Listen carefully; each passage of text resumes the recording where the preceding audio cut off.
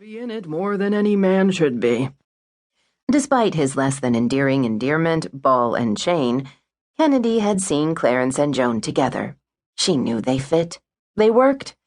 Clarence might get in trouble for running over frogs, but the Hardings were one of those couples that no one could imagine not being together.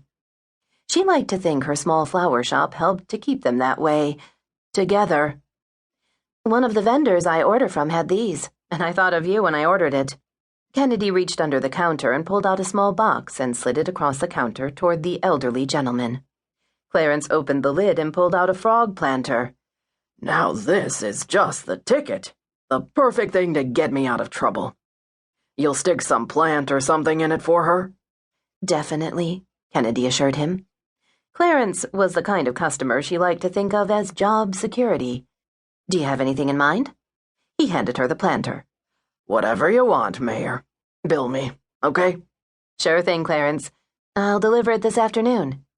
"Maybe I'll be out of the frog house before dinner, then. See you later, Mayor." The bell rang merrily as he left. That was easy. Maybe she'd be lucky and the rest of the day would go that smoothly. Kennedy really needed an easy day. She was in the back workroom transplanting a spider plant into the frog planter when the bell out front rang again. "Coming," she called as she pulled off her gloves. Kennedy didn't groan when she saw May Williams scowling in her direction. She knew without a doubt that this wasn't about flowers. May visited even more frequently than Clarence, but to the best of Kennedy's knowledge, May had never ordered anything. No, flowers weren't May's reason for visiting. She was here to complain about something. May came in at least once a week to complain about something. There was an actual mayor's office at the town hall, the small brick building farther down Main Street, Cupid Falls Small Business District. Town hall also housed the one-man police department, the one-man streets crew, and the volunteer fire department. It also had a big meeting room where town council met on a monthly basis, but Kennedy did 90% of the town's business from right here in the shop. Being mayor of a small town had some advantages, and working from the flower shop was one of them.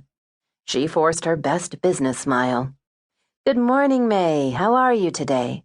"I'm lucky to be alive, Kennedy, and that's the God's honest truth of it. Jay Peterson hasn't shoveled since yesterday's snow, and his sidewalk is a hazard. I'm 71 years old, and when I walk in Cupid Falls, I don't think it's too much to expect a clear sidewalk." Kennedy didn't think it was wise to point out that Jay Peterson was well past 80 himself. "You're right, May, it's not. I'll give Jay a shout. I know he has someone who normally shovels for him. I'll see if he can call them over now. I'm heading down to the drugstore, and I'll expect it cleared before I walk home. Good day, Kennedy." And with that, May flounced out of the store. Kennedy called down to Jay's, but no one answered his phone. She knew she could call the town's street crew, which was a fancy name for Lamar. He took care of everything from patching roadways to plowing the streets in the winter. She didn't call, though, because he was probably still out removing the last of the snow from Cupid Falls' residential streets. Jay's house was 1 block over, so Kennedy, who'd campaigned with the slogan, "The buck stops here," put on her own oversized parka and gloves, flipped the sign on the front door to "back in a minute," and took her shovel down the street. 5 minutes later, Jay's sidewalk was clear. She was unlocking the front door of the store when she heard a car pull up behind her at the curb. She turned, ready to call out a greeting to whomever it was. Cupid Falls was small enough that she knew everyone, except the occasional out-of-towner. The smile on her face evaporated as Malcolm Carter IV got out of his black Pilot. "Hi, Kennedy," he called, as if he'd seen her only last week. "Pap said you wanted to see me as soon as I got in town." "Wanted?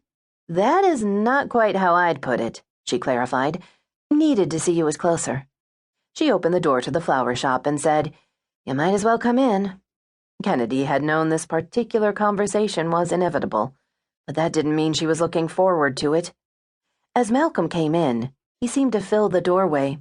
He was a big man, almost 6 feet tall, but it wasn't his height that made him stand out.